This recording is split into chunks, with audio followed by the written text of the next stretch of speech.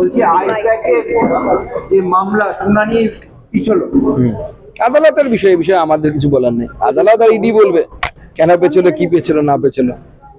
আর পেছনেও বা কি আছে, এগোনোর বা কি আছে। বাংলার মানুষ তো দেখেছে আপনাদের মাধ্যমে, মমতা বন্দ্যোপাধ্যায় ঢুকেছেন, ফাইল চুরি করেছেন, করে পালিয়ে গেছেন। এটুকুও সৎসাহস ছিল না যে নিজে ফাইলগুলো নিয়ে যাবেন, লোক দিয়ে নিজের পার্টির গাড়িতে তুলে পালিয়েছেন। তো স্বাভাবিকভাবে বোঝাই যাচ্ছে বাংলার জনগণ দেখেছে, বাংলার জনগণ তাদের আদালতে এর উত্তর দেবে। বন্দ্যোপাধ্যায় বলছেন যে ইডি অতটা সিরিয়াস নয় এবং এই কারণে আজকে তারা যে কল্যাণ বন্দ্যোপাধ্যায় কি সুপ্রিম কোর্টের অত বড় লয়ার? তার বক্তব্য নিয়ে বক্তব্য রাখা উচিত? উনি তো আজ অব্দি বলতে পারেননি ওদের এলএলবি সার্টিফিকেটটা কোথাকার, বাংলার না বিহারের। আগে বলুক, তারপরে আমরা আলোচনা করবো। কিন্তু কেন্দ্র সিরিয়াস বা ইডি যে বারবার করে সময় পিছোচ্ছে, এরকম এটাও হতে পারে, বেশি সিরিয়াস, সেই জন্য পিছিয়ে সেটাও হতে পারে। আপনারা ভাবুন আপনাদের অ্যাডমিনিস্ট্রেশনে কি হচ্ছে, তো আমরা বলতে পারবো না। ইডি সেইভাবে চিন্তা ভাবনা করছে। ভোটের আগে নানুরে দেখা যাচ্ছে যে বিজেপি নেতার বাড়িতে সাদা থান মিষ্টি দলীয় কর্মীদের ভয় দেখাতে তৃণমূলের না, আমরা বলি না যে শুধুমাত্র সরকারের মুখটার পরিবর্তন হয়েছে, সরকারের কোনো পরিবর্তন হয়নি, বরঞ্চ বামপন্থীরা এখনো রাজত্ব করছে। বামপন্থীরা এটা চালু করেছিল, রাজ্যের বিভিন্ন জায়গায় বিরোধীদের বাড়িতে থান পাঠানো, দই পাঠানো বা রজনীগন্ধার সাদা মালা, এইসব পাঠানো তো বামপন্থীদের নিয়ম ছিল, রীতিমতো তারা নিয়ম করে পাঠাতো। সেটাই তৃণমূল কংগ্রেস করছে, কারণ ওই লোকগুলো এখন তৃণমূল কংগ্রেস করে বামফ্রন্ট থেকে গিয়ে। মিড ডে মিলে দেখা যাচ্ছে যে অতিরিক্ত ডিম দেওয়ার কথা রাজ্য সরকার বলছেন। এই ভোটের মুখে হঠাৎ করে এরকম বিষয়টা মনে পড়ছে রাজ্য সরকারের? আপনি শিক্ষামন্ত্রী হিসেবে দেখুন, এই তো এখন রাজ্য সরকার ভোটে জেতার জন্য, কারণ রাজ্য সরকার বুঝতে পারছে যে অবস্থা খুব খারাপ, সেই জন্য ডিম কেন অনেক কিছুই করবে। ডিম দিয়ে মুরগি বানানোর চেষ্টাও করবে, এবং বাংলার জনগণকে এর আগেও মুরগি বানিয়েছে ডবল চাকরি দেবো বলে, কারো ডবল চাকরি হয়নি, এবং এবারও চেষ্টা করবে। এবার বাংলার জনগণ, আমার বিশ্বাস যে বাংলার জনগণ তৃণমূলের এই মুরগি বানানোর পদ্ধতিতে আর মুরগি হবে না, বরঞ্চ তৃণমূলকে মুরগি করবে এবং ডিমও পাঠাবে তৃণমূলকে দিয়ে। তারা সল্টলেকে বিক্ষোভ দেখাচ্ছেন এবং তাদের দাবি, তাদের যে দাবি রয়েছে একাধিক 17টা পূরণ না হলে তারা ভোট বয়কট করবে। দেখুন, আমি তাদেরকে বলবো ভোট বয়কট করে কোনো লাভ হবে না, বরঞ্চ ভোটটা দিন, তৃণমূলকে ভোট দেবেন না, বিজেপিকে ভোট দিন, এবং তৃণমূলকে হারানোর জন্য যা যা করা দরকার সেটাও করবে। শুধু ভোট দিলে হবে না, তৃণমূলকে হারানোর জন্য নিজের বাড়ির পাশে 5টা বাড়িতে গিয়ে বোঝান যে তৃণমূল কিভাবে এই রাজ্যটাকে শেষ করে দিচ্ছে, বিজেপিকে ভোট দিন। অভিষেক বন্দ্যোপাধ্যায় এক্স হ্যান্ডেলে পোস্ট করেছেন যে সুপ্রিম কোর্টের নির্দেশ সত্ত্বেও স্পেশাল রোল অবজারভার ইত্যাদি তারা পাঠাচ্ছেন হোয়াটসঅ্যাপ চ্যাটে নির্দেশ, বিশেষত মিস্টার মুরুগানের একটি চ্যাট, সেটাকে পোস্ট করে তিনি অভিযোগ করেছেন। দেখুন, অভিষেক বন্দ্যোপাধ্যায় বা মমতা বন্দ্যোপাধ্যায় এই দুজনেই চেষ্টা করছেন এসআইআরটাকে যেন তেন প্রকারে বন্ধ করে দেওয়ার জন্য। এসআইআর বন্ধ হলে পরে ওনাদের কি লাভ হবে নিশ্চয়ই বুঝতে পারছেন আপনারা। এখন যা লিস্ট বেরোচ্ছে, আমি যা দেখতে পাচ্ছি, কোনো জায়গায় 10,000, কোনো জায়গায় 15,000, কলকাতার সিটগুলোতে তো আরো বেশি করে নাম বাদ পড়েছে। আমার কাছে খবর এলো, যেমন হিসেব করে দেখা গেছে ব্যারাকপুরে প্রায় 50,000 ভোট ছাপ্পা মেরেছে গত লোকসভা নির্বাচনে তৃণমূল কংগ্রেস। তাহলে এই ছাপ্পাটা যদি বন্ধ হয়ে যায়, তাহলে ব্যারাকপুর লোকসভা নির্বাচন ফলাফলই তো পরিবর্তন হয়ে যাচ্ছে।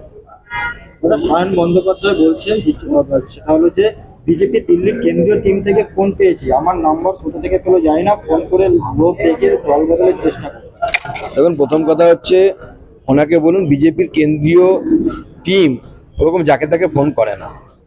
কে বেনামে ফোন করে ওনাকে মুরগি বানানোর চেষ্টা করছে, সেটা মুরগি না যেন না হয়, হয়তো হতে পারে। দেখুন, আইপ্যাকের লোকই করছে। পাঁশকুড়াতে দেখা যাচ্ছে যে রাজেশ আলীর বাবার নাম হিসাবে লিঙ্ক হয়েছে ভুবন চন্দ্রের নাম, আপলোড করেছেন এই আরো, মানে এক্ষেত্রে আপনারা সাম্প্রদায়িক সম্প্রীতি রক্ষার জন্য করেছে তৃণমূল কংগ্রেস, সেটাই বলবে যে হিন্দুর ছেলে মুসলমান।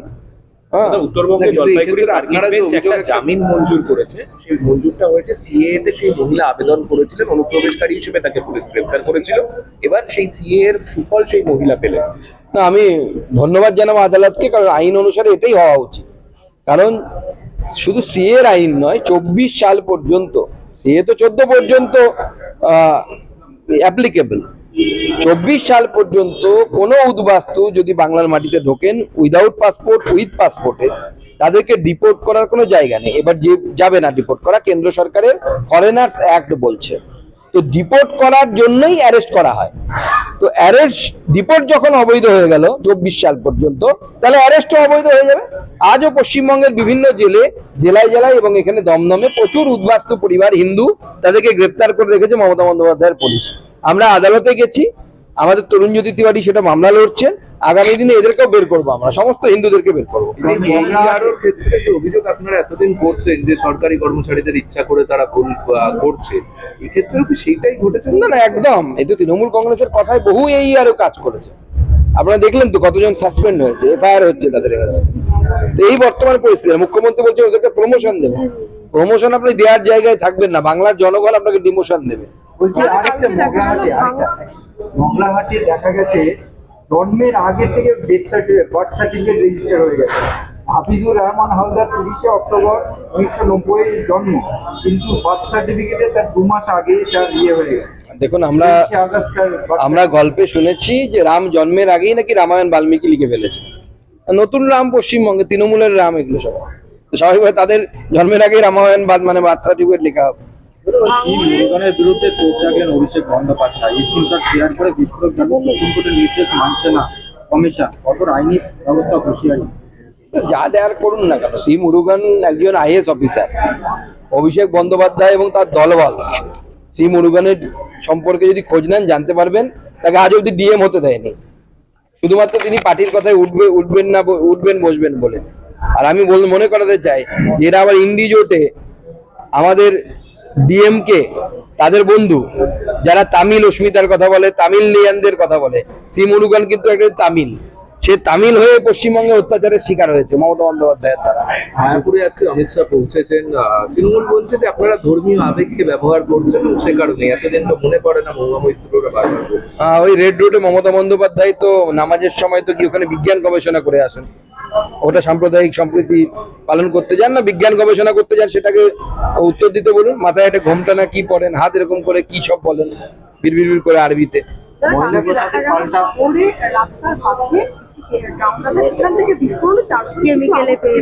দেখুন, যখনই রাজ্যে বা কোনো একটি এলাকায় কর্মসংস্থান থাকে না, তখনই সেখানে অবৈধ কারবার হয় এবং বাড়তে থাকে। সেটাই হচ্ছে।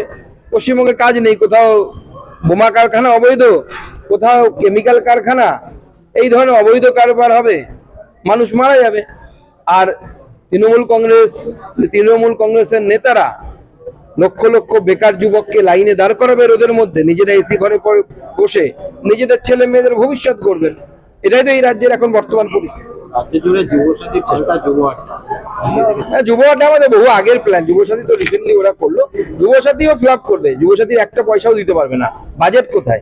বিজেপি এসে দেবে, আমরা দেবো, আমরা বন্ধ করবো না। ময়নাতে দেখা যাচ্ছে যে